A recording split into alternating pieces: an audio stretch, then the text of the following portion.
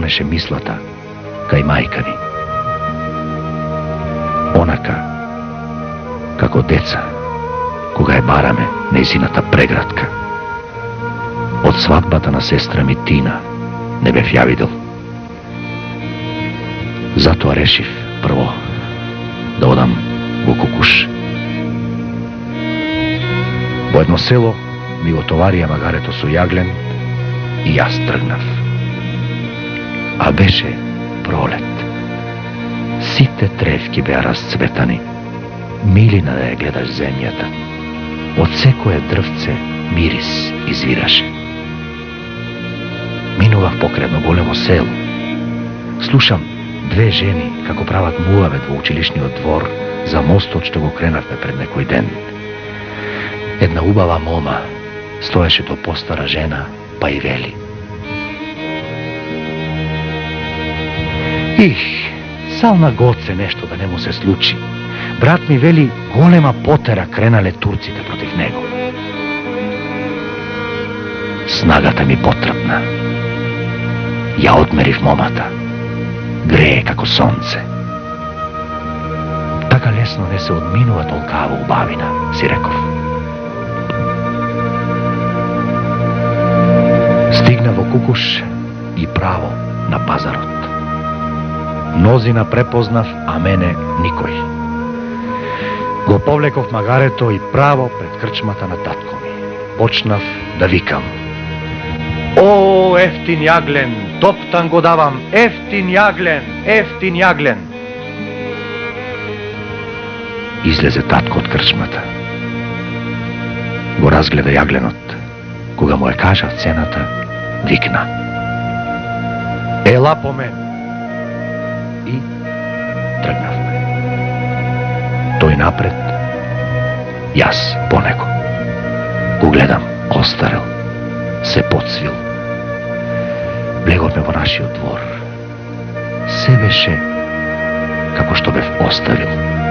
Јаболпницата товарена со цвет, јоргованите шират мирис, го полнат просторот со живот, со радост. Татко викна по мајка ми да донесе пари. Мама слезе по жолтите скали, завиткана во тешка црнина.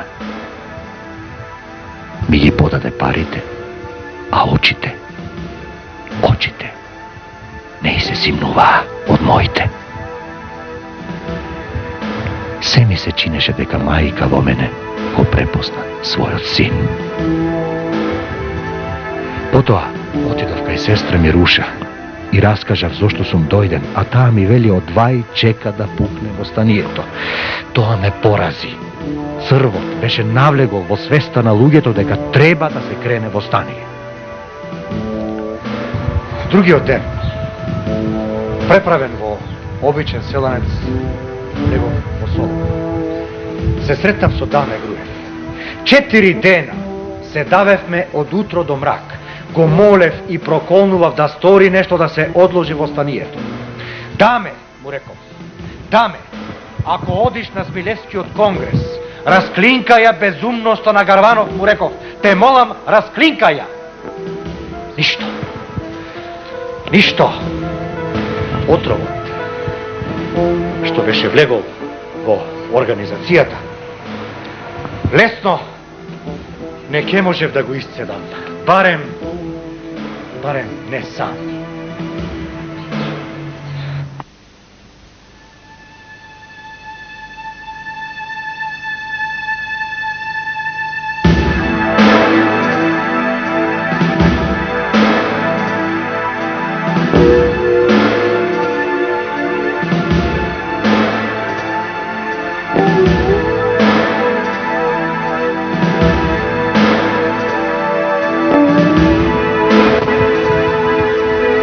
Не сум фаталист, не.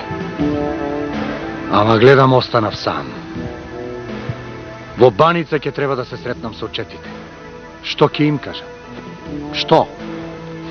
Ставете си крилја, па ќе летаме сите заедно со црните гаврани, напоени со крвта на нашиот народ, тоа ли?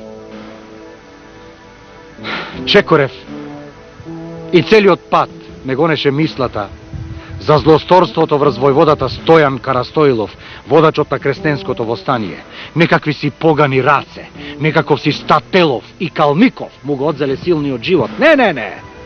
Не му го одзедоа тие само животот на главниот војвода. Тие му го одзедоа животот на востанието, грлото му го пресекоа, знаејќи дека народот од тој извор се напојува.